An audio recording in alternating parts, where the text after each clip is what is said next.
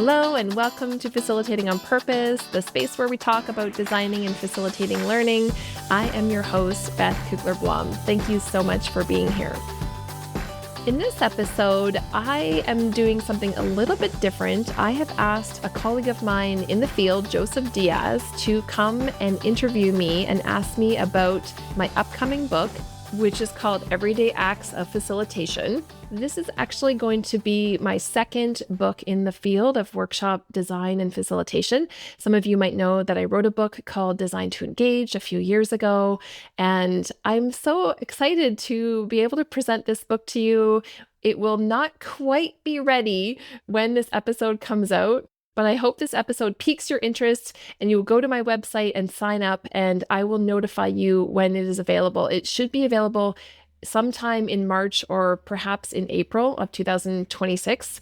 And I'll tell you how to get my website and so on at the end of this episode. Everyday Acts of Facilitation really came about because I was looking at our everyday lives and thinking about how there's so many facilitation skills in use around us. If only we would be able to look and notice that they are happening. And so Everyday Acts of Facilitation is sort of a guidebook, sort of a memoir. I tell a lot of stories about my own life and how I learned to be a facilitator. But overall, it really invites all of us to notice how the mindsets and the skills and the strategies of facilitation show up in our everyday life. And I make the link between the everyday pieces and why those things are important, those skills and strategies, when we go to do more formal facilitation, when we're leading meetings or learning events or any kind of collaborative work. Joseph Diaz is just the perfect person to come along, I think, in this episode and talk with me about this topic. He's also a podcast host. Joseph hosts a podcast called Talk Learning with Me. I was on it as well as one of his guests last year. Joseph has a background in instructional design and facilitation and program management. He went from being a language teacher to going to do a master's in instructional psychology and technology. And today he's a revenue enablement manager at a company called Weave, where he partners with teams to build tools and facilitate experiences that help people build confidence and support real-world performance. So without further ado, here is the conversation with Joseph and I talking about my new book, Everyday Acts of Facilitation. I hope you enjoy the show. I'm super excited, Beth, to be talking with you about your new upcoming book. One of the things that you trickled into your LinkedIn feed was that your website recently had a little bit of an update, that you changed the book tab to be the books tab, plural. So you've got 2 books that will be available for order on your website coming here pretty soon. Yeah. And it's so funny because someone said the other day, oh, you're an author. And I was like, am I an author? Like I know I am, but I really am always just a facilitator in the learning. Well, I shouldn't say just. We're not just. None of us are just facilitator and a learning designer. But then there's this sort of side gig that I have done. And it's like my love for the field comes through in writing, whether it's LinkedIn posts or books. So that's kind of exciting. I love that. Yeah. And congrats on that kind of recognition, being seen as an author. I think it makes me think of something that I've run into with my wife. Is my wife's a golfer. And I said, hey, at what point do I get to be considered a golfer? And my father-in-law said, you're a golfer when you go on vacation and you plan time to golf. And I was like, okay, that makes sense. So you kind of asked yourself, at what point am I an author? And Beth, I think with 2 books, you could definitely say that you're an author. That's a super exciting milestone to be able to say. Like you've said, you took that love and that passion for the work that you're doing, and you've been able to put it into 2 books. And so something I really, really loved about reading Everyday Acts of Facilitation, as I've had the pleasure of getting a little sneak preview, is that it's not a step-by-step facilitation manual, but it honestly just feels like having a conversation with a friend, getting to hear your stories, your insights, and seeing these everyday moments where facilitation shows up, and also directed towards people who kind of accidentally fall into this world of facilitation. They maybe don't go seeking after it, but just realize, like, I do facilitation and I love it. And so with that in mind, I'm kind of curious to hear from you, Beth. Was there a moment or experience that made you realize that this needed to be a book? I don't know if there was a moment. I think for a long time I knew like the concept had come forward, and I can tell you kind of how it started too later on, but I had been thinking about everyday acts of facilitation just as a concept for years, really. And I registered a domain name for it. And, I just kind of parked that just sitting there for a few years. And over time, I didn't really know what to do with that. Like, I thought, this is really interesting. What am I going to do with this? Like, what would I even put on the website? That kind of thing. And then I think eventually I just realized it should be the next book that I would write.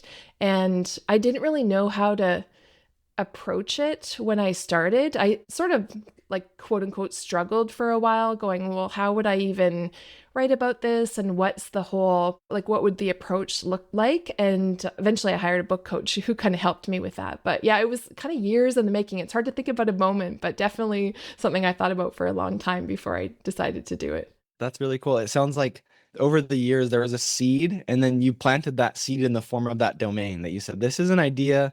There's more to this. I'm facilitating in everyday moments.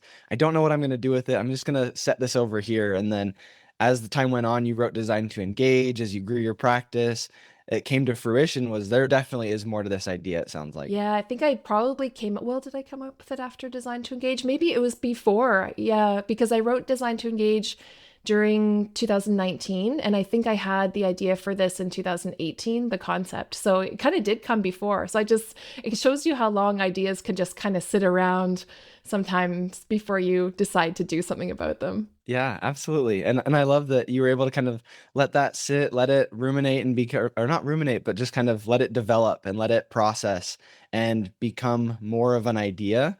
And so I'm curious, as you were writing the book, you had taken this idea that had kind of sat off to the side for years and years. Were there any realizations that stood out to you, or how did your understanding of everyday acts of facilitation change as you wrote the book? I guess I was in a research phase first. So right now it's January 2026. I had to think about that for a second. Like, Yeah. what is it now? January 2026. So in the fall of 2024, I decided to just keep a journal of what I was noticing as I went through my days. So for a few months, maybe I wrote journal entries, just in an online space around what I thought I was seeing in terms of everyday acts of facilitation. Because I thought, well, I better test the concept and just see what I experienced in my everyday life. And was it easy to see things, because certain things are sort of obvious, right? Like maybe just having conversations with like my husband or, my friends or that kind of thing, just sitting around having dinner with girlfriends or that kind of thing. But then I thought, well, where else, would I see it show up? And so I made myself do this journal. I mean, and I wanted to, but I just kind of put myself through the paces that I hope other people do, and came up with all sorts of things. And I've said in the book, like, sometimes I really struggled to do that. I page back through my day and go, well, what was it? Did I even talk to anyone else today? Is sort of like, so sometimes, you've worked alone all day or whatever, but mostly I am in community, even like online or in person. So I mostly had something I could talk about, but I think it also made me go out into the world a little bit more. And then of course, with new eyes, with fresh eyes, kind of looking for examples to test my theory, so to speak. Yeah.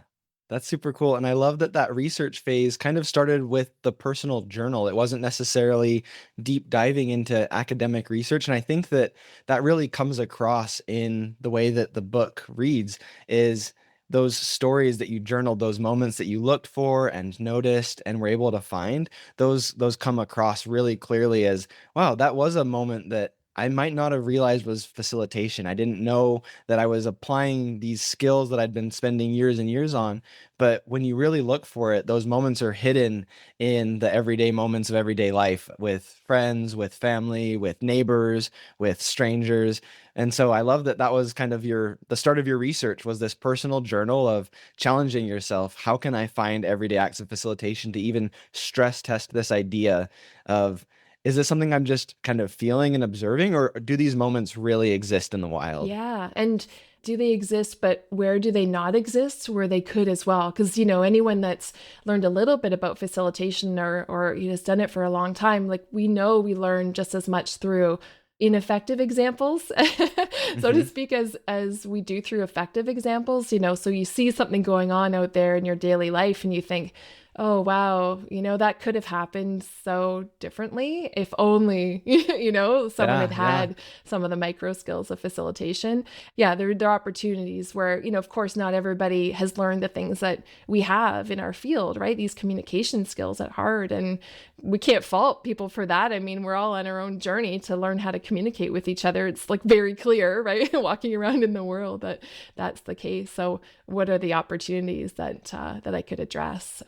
That even the ones that where I was the one that made the misstep, and so Hmm. I've hopefully shown a few examples of that in the book too. Like, I'm not perfect at this role of being a facilitator in the formal rooms or even in my family or friend situations, right? Like, I'm not perfect, and so I tried to tell some of those stories too. Yeah, I love that. And it really helps encourage anyone who might be realizing that they're a facilitator or kind of accidentally falling into facilitation roles and thinking, I'm kind of good at this or I enjoy this and I want to get better at it. And like you said, we learn from both stories. We learn from the ones where we maybe accidentally facilitate an interaction really, really well.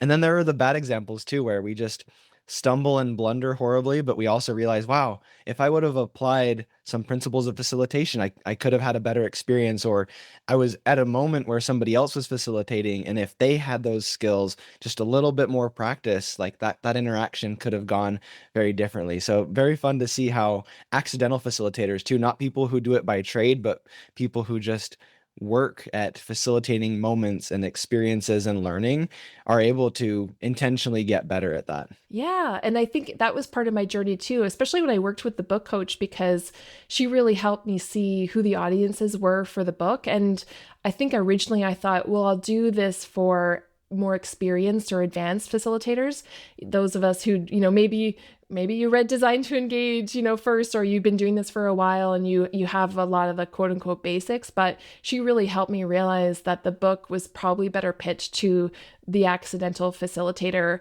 which the experienced facilitators, all of us are. I mean, I don't know anyone who ever planned to go into the field of facilitation, right? Like either meetings Yeah. or workshops, because I look at it both like we're workshop facilitators or course facilitators or we're meeting facilitators, but we're all accidental facilitators. So I'm really kind of pitching the book to people who are just at that point, like they're accidental facilitators just right now in this moment, and they're going, I kind of realize this is a field and maybe I can learn a little bit more about it.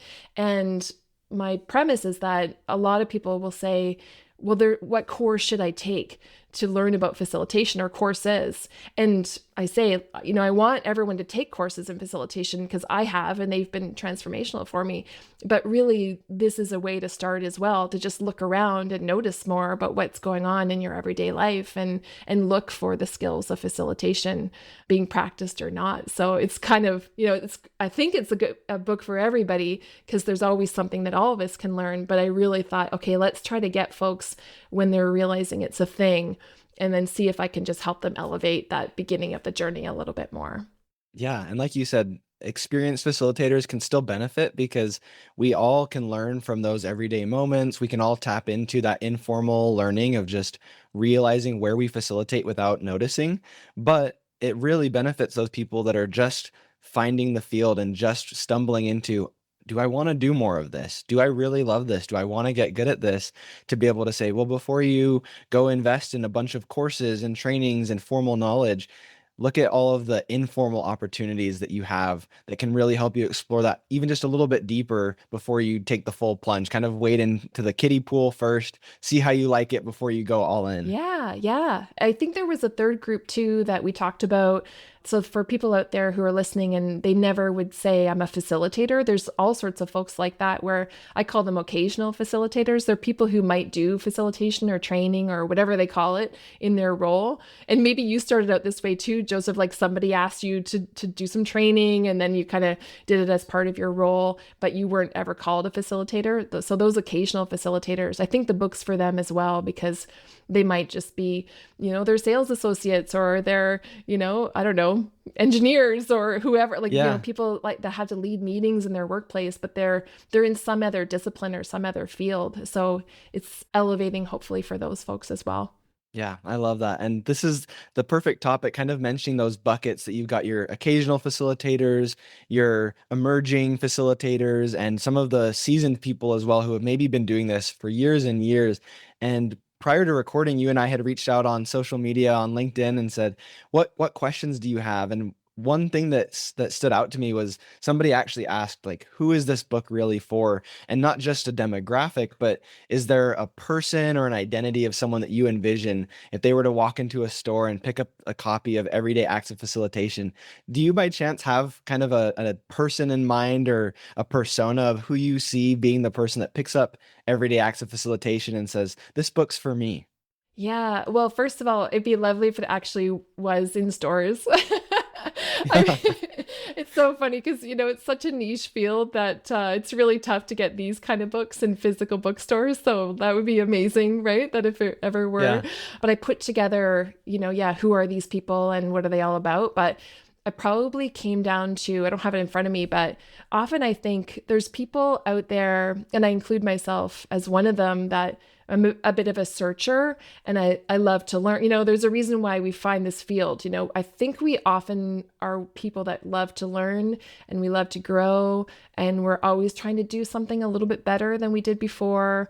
And when things don't go our way, say in the facilitation room, things don't go the way we thought they would, we're kind of the people that go, oh, I wonder why that was, get a little Yeah. curious and maybe not take it so personally, but go, well, I bet there's something I can do that just helps this be a little bit more effective. Like, so curious people that want to do better. There's probably a lot of overachievers in our role as well. Like, we just want to do good work with good people and search inside of ourselves, I think, a little bit to figure out who we are in the role. Actually, I was just talking to someone this week, another facilitator in a different part of the world, and he was saying, and I totally agree with this, that some of the hardest work that we have to do as facilitators is the inner work. And he was surprised by that when he kind of became that accidental facilitator. And we were laughing about how maybe we should do a podcast episode, or somebody should write a book about how all facilitators need therapists. Yeah. Because it's like a real inward kind of journey about, like, who are we in this work and in the world, and how do we get better at being people, but also facilitators. Yeah, I love that. That's a very serendipitous timing that you had that conversation, because I just had a really similar conversation yesterday with a book club group that we were talking about the power of reflection in facilitation. And as we were talking about it, someone made the comment that they said, we can't give what we don't have. And so we can't give to the people we facilitate to what we don't have. And so if we don't have space for ourselves to reflect and to find clarity, then we're going to really struggle to give that to our participants. So I love that you kind of mentioned too, is if we are not pushing ourselves to have better experiences and to grow, and maybe doing some of that inner work through counseling or therapy, whatever it is that we need, like, if we don't take care of ourselves, then we don't have it to be able to give to the people that we're serving, whether that's occasional facilitators or full-time facilitators, or if you're thinking, I want to do this more, it's super important to identify, like, I need to do the self-work to take care of who I am so that I'm able to give as a facilitator, because it really is a role that gives a lot. Yeah, definitely. And I think I've got the table of contents here so I could remember what the chapters are called, but I have a chapter called Take Care of Yourself, because I think that's some of the hardest work that I've done just as an entrepreneur too, because we always give so much to our clients. And even if you're working in an organization like you are too, like, some of us just give to our work, and then we forget to give to ourselves. So taking care of ourselves is definitely an everyday act of facilitation, because if we don't host ourselves, in the art of hosting community, they'll call it hosting self. And if we don't do that, we can give to other people. So there's kind of many ways we can and should take care of ourselves in the work. Yeah, Yeah. that's powerful. And I love that you were able to find, hey, this is actually a chapter heading. This is a topic that I did touch on, that in the midst of all the self-improvement and the growth we're trying to do, we have to also facilitate and care for ourselves so that we do have something to give to the groups that we work with. Yeah, it's been some of the hardest learning I've had to learn, especially because of the pandemic, with online learning and online facilitation. Like, I was doing that long before the pandemic hit, but when the pandemic hit, I just went into overdrive like everyone else, right? And so Yeah. we learn the hardest lessons sometimes, and then we try not to do it again. Absolutely. Yeah. Try and take a note of that and say, I'm going to do a better job in the future to take care of myself, facilitate for my own needs, and make sure that I have what I need to be able to give to others. We've talked a lot about these kind of accidental facilitators, these occasional facilitators, and maybe someone is just realizing like I'm facilitating more. I'm curious, as you were reflecting on your own everyday and as you were gathering stories and looking, are there specific everyday moments where facilitation happens and maybe people just don't notice it? Well, I told a lot of stories in the book, and I think I had to go through like a reflective journey to find them too. So, I told you about journaling the fall of 2024, but I really then went back and read a whole bunch of work that I had written, in the years before, and thought about, even when I was a little kid, like what did that look like, and how did I become a facilitator, and what were the stories within that? And so, some of them are like when I was a teenager, I have a very large extended family. My mom had 12 brothers and sisters. And Wow. so we put on 2 Broadway musicals when I was young, once when I was 11 and once when I was, I think, about 16, 17. And so one of the stories I told was when we were putting on the Pirates of Penzance, a Gilbert and Sullivan musical, and I was partnered with my cousin's boyfriend Pete, and he had to throw me over his shoulder, and I was like 7 or so inches taller than him. Like I felt humongous compared to like little short Pete, and it was so embarrassing. And just that sort of interplay between 2 people, how did we get through it, and with all of the embarrassment that teenagers have and that kind of thing, and then just come to work together and laugh about it and put on a performance. So but even just performing in various types of theater, like that is a way I learned facilitation skills, getting up and singing in a festival and being a performer of that kind. Like I don't think facilitators are performers. Like in fact, I've talked about it, like we're not performers, like we're in service of the group, not ourselves. But there are elements of performance that we do take on in our role. Like we have to be on, for our groups, like Yeah. in some ways. So yeah, just paging back through my own history and go, well, how did I learn these skills myself? And then tell some of the stories that are hopefully fun and a little bit like crazy, some of them as well. Yeah. That's some really deep reflection that it went from, okay, my 2024 journal to let's look at some earlier entries to how far back did this really go? And I really love that you identified that sometimes facilitation is not mutually exclusive with other things that you kind of pointed out.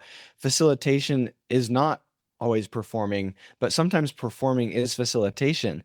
And so that might be some of those moments where people accidentally realize that they love facilitating. Maybe they are performing in a similar way, like you said, that from a young age you've loved performing, and part of what you loved was facilitating an experience for other people.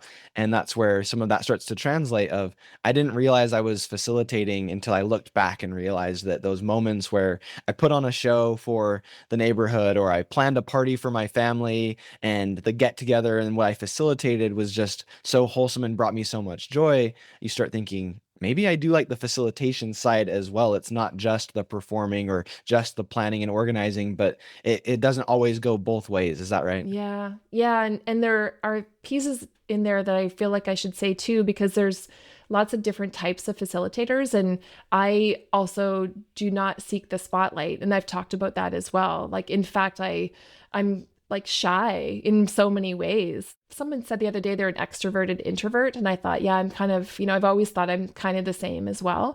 And so certain places, I don't want to be the one out front. And even now, volunteering in my life, like, as soon as I go into a nonprofit group, they're like, do you want to be on the board?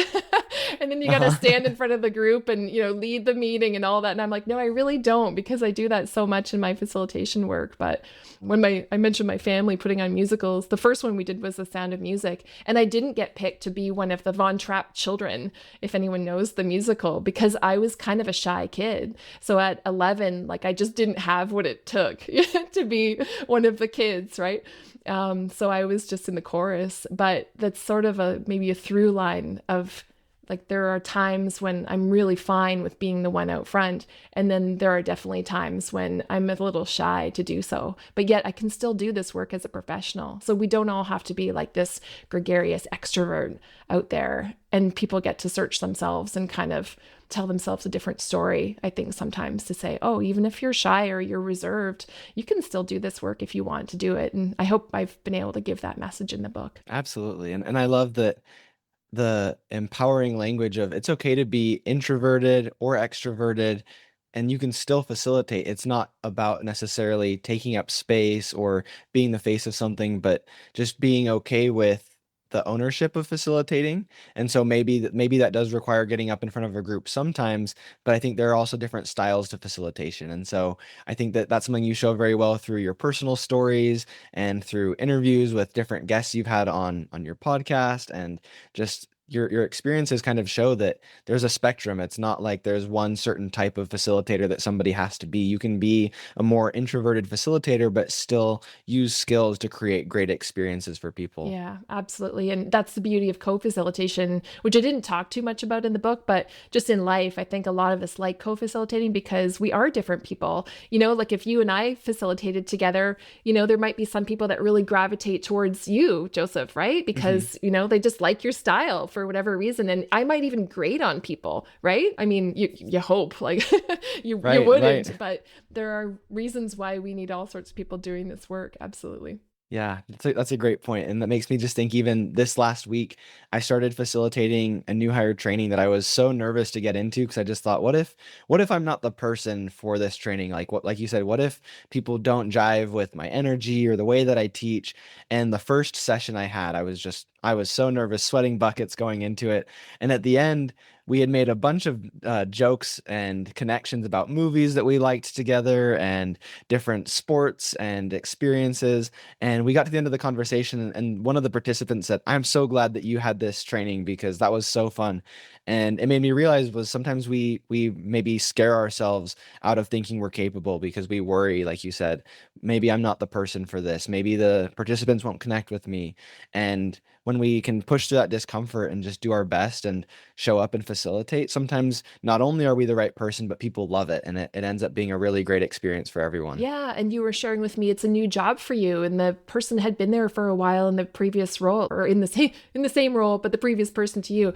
And you don't have to be the same person that they are. So, people that are filling someone's shoes, like just throw those shoes away in some respects, right? Yeah. Just stand in your own shoes and be your own type of facilitator, whatever it looks like. And that's a journey that we're all on all the time, isn't it? Just like, who are we in the role, and how do we learn from the groups as well? Like it's not, I think I talk about that, right? Like in the book, it's a group responsibility facilitation. And so we don't have to be all things to every group we work with all the time. Absolutely. I love that. And that's just such healing language too, is don't step into someone else's facilitation shoes and think that you have to fill them. You can actually throw out those shoes and bring in your own and do that. And I think that that's something that you showcase throughout the book as well, because some of the everyday acts of facilitation are moments like parenting and being a friend and being a community member. And if we go into our familial relationships or our community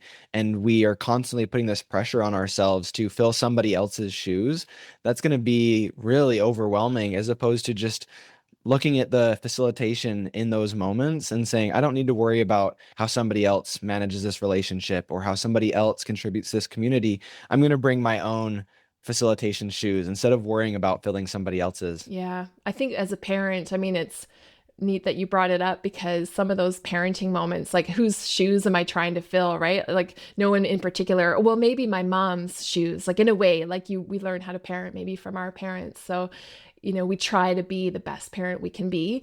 And I know there's definitely moments, my daughter's almost 18. So there are definitely moments where I've failed as a parent. And I've told some of those stories in the book, which of course I had to, for both my husband and my daughter, I had to sit down and go, okay, these are the stories that I've written.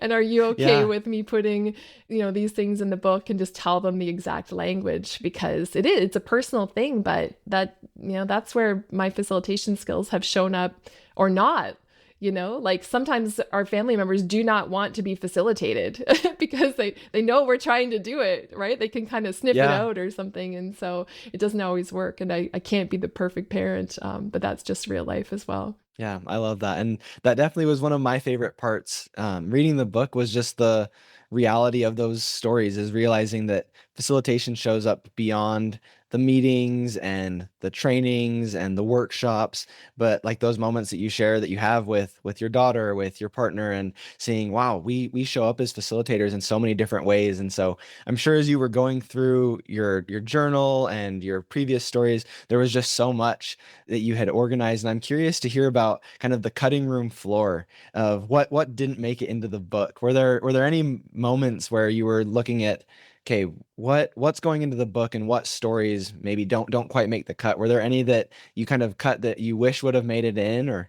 I knew you were going to ask me that. Okay, so I use Scrivener for writing. It's a program that some authors do use. And so if anybody out there is writing a book, just kind of as an aside, Scrivener is amazing for saving your work like this. So I just had a folder in Scrivener that I called probably not using. and so it has this sort of left-hand binder in it. And so you lay out the pages of the book, or the different topics, I guess, of the book, like down the left-hand side. And then I put a folder like called probably not using. So when I had those things where I couldn't find a spot for it, or I thought, yeah, I don't know if this is a good example, or I found a better example, because I had so many things I could talk about. And then, yeah, you're right. Like something had to hit the cutting room floor. So here's an example. So I was lucky enough to go to Hawaii last year with my daughter. And when we went to fly back, we were sitting on the plane, like there was a commotion at the front of the plane as we were just like sitting there on the tarmac and kind of waiting for everything to get going. So I saw a teenager get out of his seat and like lurch toward the front of the plane. And then he doubled over at the front of the plane. And I was like, oh no, he's throwing up, right? Like Oh. at the front of the plane. So I told the story of like this happening, and, the pilot coming on and eventually saying, okay, folks, like we've had a medical emergency, and this is probably like a good thing for everybody. Like maybe try not to get heat stroke or something like that. Like the pilot came on pretty soon and told us what was going on. And so I have a chapter called Keep the Group in the Loop. And I thought, well, maybe I can use it for that chapter, because the pilot did such a good job of like, because it's frustrating to sit there on the tarmac, right? And you're going, what is happening? Why are we sitting here? But I was one of the only people that knew, because we saw the kid get up and throw up. But Right. everybody else would have been going, what is happening? Like, why are we sitting here? And anyway, so I decided not to tell the story, because I had a better story, which I won't say, but Awesome. it's me going to get a CT scan and just something that happened with that. But yeah, so that was one thing that hit the cutting room floor, just because I just thought I had a better example. You know how authors, like, they often put a hook story at the start of the chapter, and then Yeah. they kind of pause, and then they talk about other stuff, and then they come back and finish the story. I've done that in a bunch of different chapters where I had a bit of a meatier story. So the CT scan story is taking the place of this Hawaii throw up kind of I love story. it. I love it. Yeah.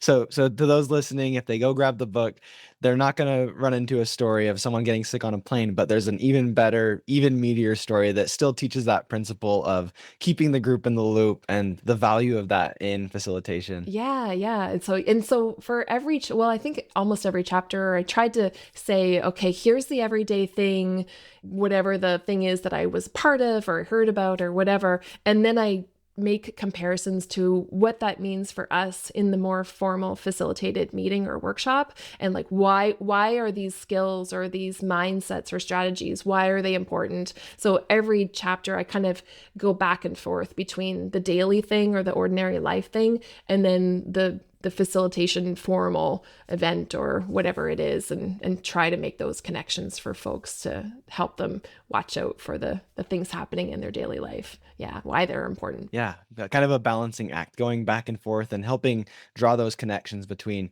informal facilitation and more formal, and then seeing how the skills translate back and forth between those stories and what we can learn from it and what we can do with those skills. Yeah, yeah. And I hope the cover image, I mean, people don't really analyze the covers of books like I would, right? Creating the cover with my amazing illustrator, Emily Johnston was the cover designer for the book. But I asked her to put an illustration at the top of the book, which is two people sitting at a bus stop together.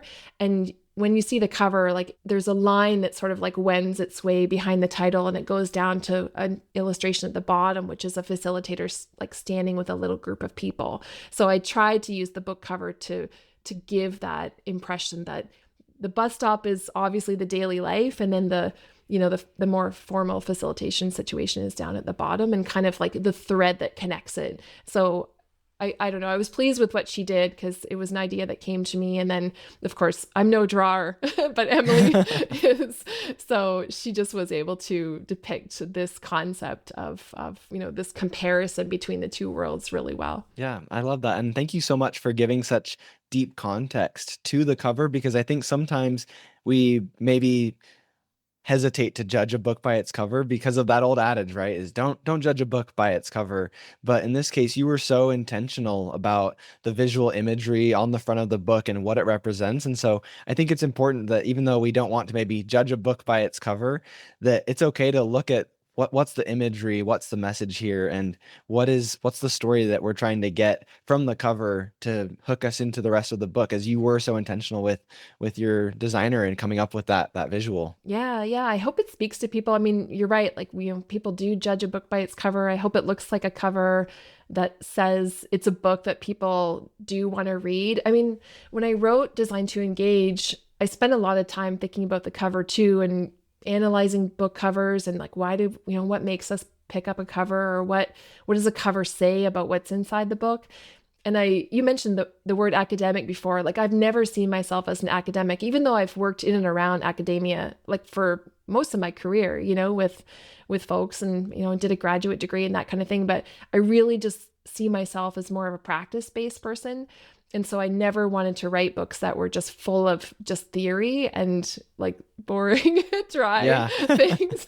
And not that all academia is boring and dry, but sometimes we make it boring and dry because people write that way. And I mean, the same, we could go on about learning design and like, there's no dry topics. It's actually a podcast episode once. Like there's no dry topics. We just make them dry. And so I didn't want to write a dry book. I wanted to write something that felt doable for people to read and engage with. And when I wrote Design to Engage, like some of my friends texted and said, oh, I read it all in one weekend.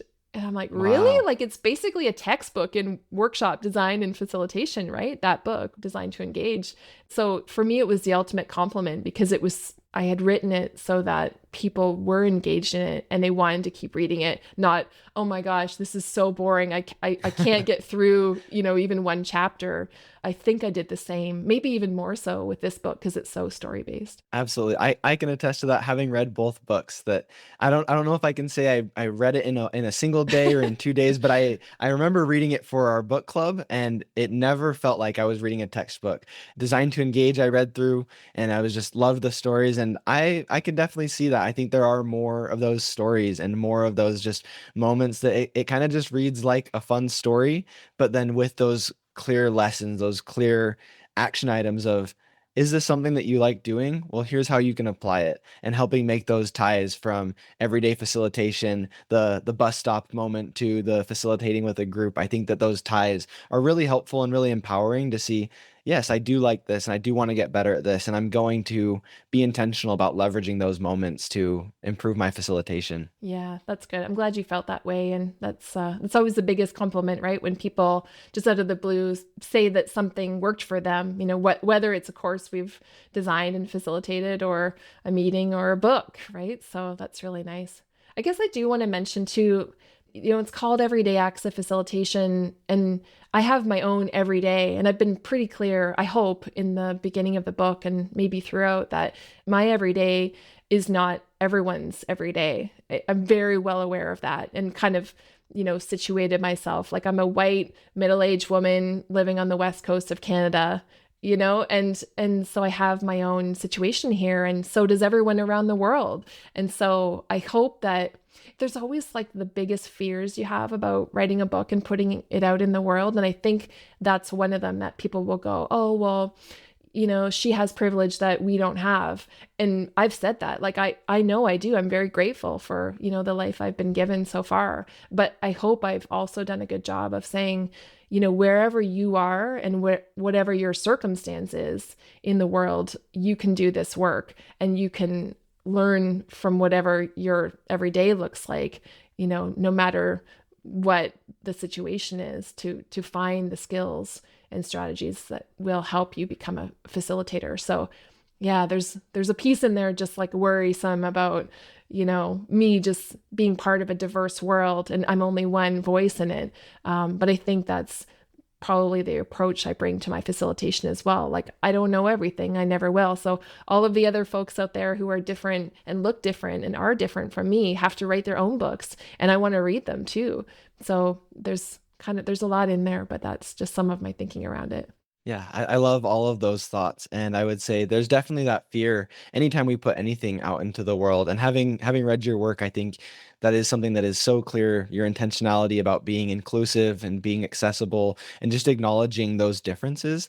And like you said, everyone has an opportunity to share your story. And I think that Everyday Acts of Facilitation is a great moment for people to kind of get a glimpse into your story and see some of those parallels that they might have with their own world, with their own everyday and the moments that they're experiencing. Yeah, and you posted something about an everyday act of facilitation on LinkedIn, a couple weeks ago, right? And so Yeah. like that would be the best, that, people use the hashtag everyday acts of facilitation, or, just somehow got their stories and their examples out into the world to help others, because there's an aspect of mentorship I think that all of us have in the work. Like, if all people are accidental facilitators, then that means that there are people in your classrooms, like in your training rooms, that are watching you too, Joseph, like they have with me. And they go, okay, what is he doing there? And I think I want to try that thing. Like, that looks amazing.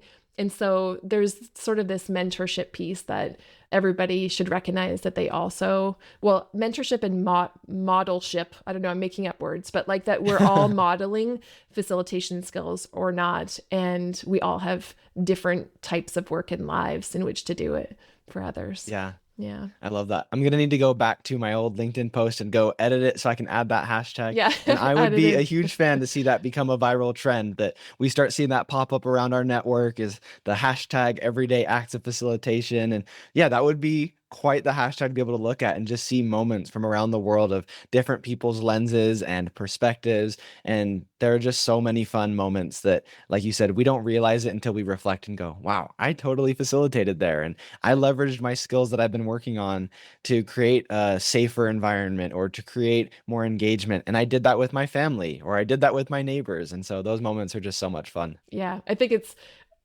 sort of hilarious to think that we can make anything happen on social media, like including a viral hashtag, but we can dream, right? But maybe that was some of my original dream with just getting the domain name Everyday Acts of Facilitation, because I thought, well, wouldn't it be neat if I could just get people to submit the examples to me from around the world of what Everyday Acts of Facilitation were to them? And so, of course, I never did that idea, but that is a way that we can share, isn't it? Using social media. You don't have to submit it to me, but maybe use the tag, and then we'll see it, and give each other kudos for doing whatever it is that they're doing in their world. Yeah, I love it. And we've talked in this conversation about like the cutting room floor, the stuff that maybe didn't make it into the book. And maybe this next question might not be the fairest, because it might be a little bit like picking a favorite child. But we talked about like who you imagine picking up this book and the demographic or the groups that you tried to write for and that you targeted the book to. And so if somebody were to get Everyday Acts of Facilitation, but they could only read one chapter, I'm curious, just you got the table of contents there with you. What chapter would you hope they would read? So the book has two parts. The first part is called Getting Started. The chapters are called Start with Purpose and then Notice Everything. And those two chapters kind of set up the whole premise of the book. But the next part, the huge second part, is called Mindsets, Skills, and Strategies. And the first one of that is called Accept Others. And maybe there's a reason why I put that first. Like in some ways, the chapters don't really have a priority probably in a lot of ways. Like I didn't order them in terms of priority. If they were, I would have probably put take care of yourself like a lot higher Yeah. in the list. Like it's chapter 31 at this point. But accepting others, I did want to put it really high up in the chapter order because especially in the world that you and I in North America are living in right now. Oh man,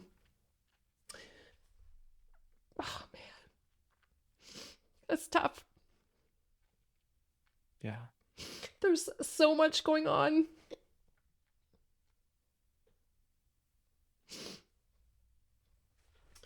There's so much going on in the world right now that I so disagree with. And if we could just accept each other at that, it's so basic. Like we're just human beings living on this planet together. It's so wrong. Some of the stuff that's happening right now. Mm-hmm. I do think that facilitators can change the world.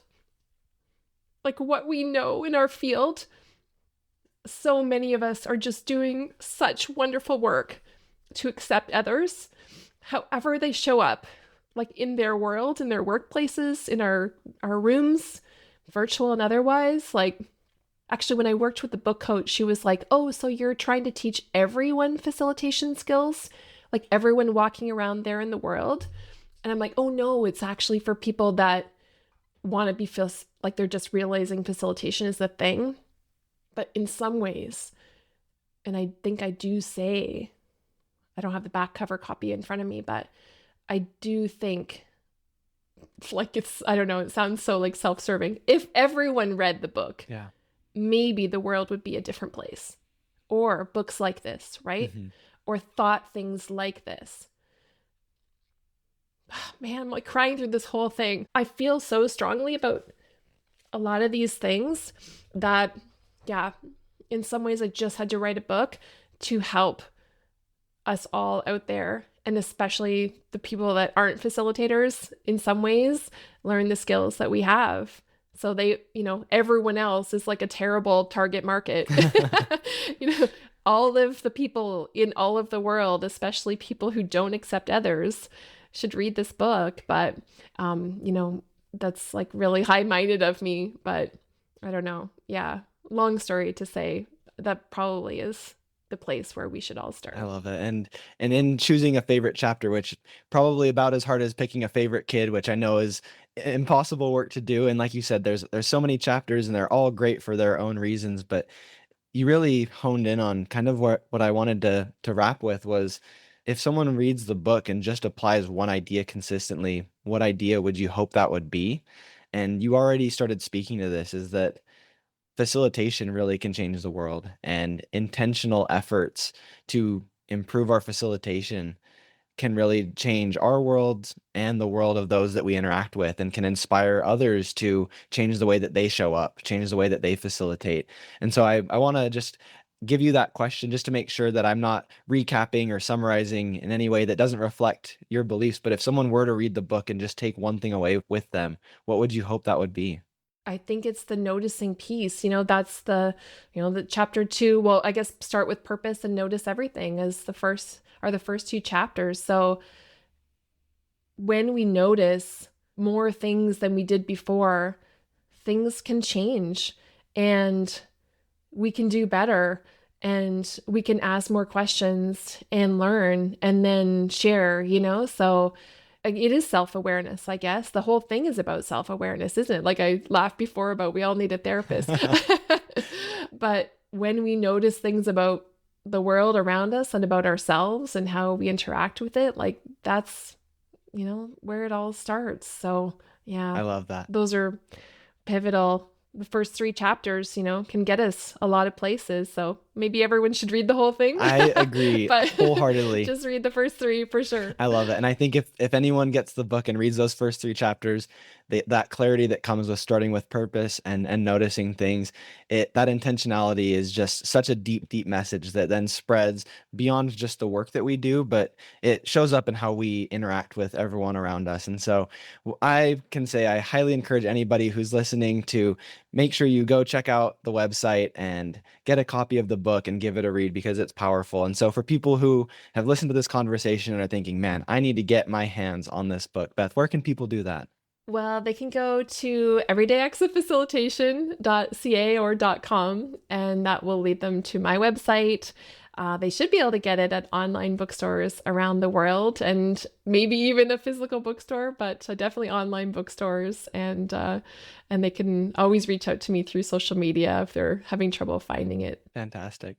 Well, I'm excited for all those curious accidental facilitators and anyone else who gets their hands on this book to read the stories, the moments, and the lessons that you have just so beautifully curated. And Beth, thank you so much for the opportunity to talk with you about your book, to read it in advance, and to hear your stories. It's just been such an amazing and special journey.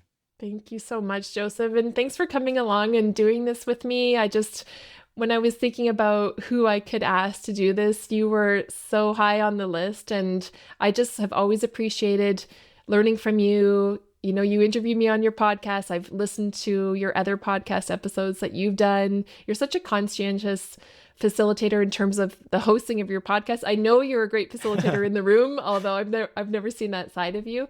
I know you're good at this work because of just the way you reflected things back to me today, and you just held space. Like, I didn't think I was going to get upset in this call, but you held that space for me so beautifully. So thank you again for just bringing your wonderfulness to this conversation. Thank you so much. It's been a huge privilege and a pleasure. Thank you.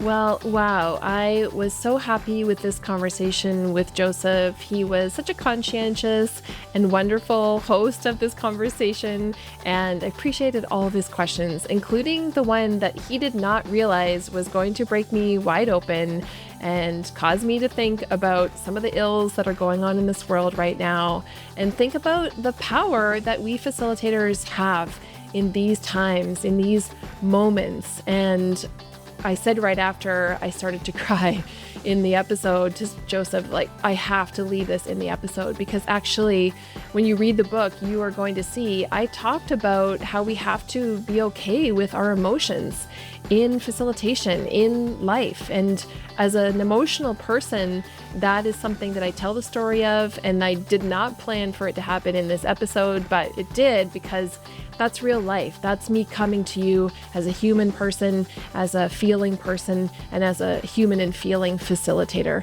as well. So I left it in for you. I hope you didn't feel bad for me in the moment, because when those kinds of things happen, that's just me and getting to know me and being real. So I'm okay. I hope you're okay listening to it, and that you appreciated all the other fun times that we had talking with each other in the episode as well. I really want to thank Joseph for doing that and reading the book and just spending the time to come and engage in these concepts with me and ask me about it. It was a labor of love for him to do that for me as a colleague in the field, and I so appreciate that he did. Go check out Joseph's podcast and also his book club that he runs through the L&D Collective. I will put the links for those in the show notes, but his podcast again is called Talk Learning with Me, and he runs this book club through the L&D Collective from 360 Learning. Thanks again, Joseph. It was a pleasure. Coming up on the podcast in the next episode, I talk with Nora Sheff. Nora is the president and CEO of her business, Sheff Consulting, and she has over 25 years of experience facilitating sessions in various sectors. She is a fellow Canadian, and the topic of our conversation is about incorporating visual tools into facilitation practice. So join Nora and I next time for the conversation about using visuals in facilitation. I look forward to seeing you then. Thank you so much for listening to the podcast episode this time around. You can find the show notes for all the episodes at facilitatingonpurpose.ca. Feel free to reach out to me about any episode to share feedback, and please, I would love it if you would share it with a friend or a colleague who you think might enjoy it too. For this one particularly, if you have anyone that you know who is writing a book or wants to write a book in the field, you could send them this episode, but you could also send them the other episode I did specifically about writing a book in the field. So I'll put that link as well in the show notes for you too. Just encourage our colleagues, whoever they are out there, to write their own books and support them in doing that. As always, I'd like to thank Mary Chan for her fantastic editing support on this and every episode. Thanks for joining me on Facilitating on Purpose.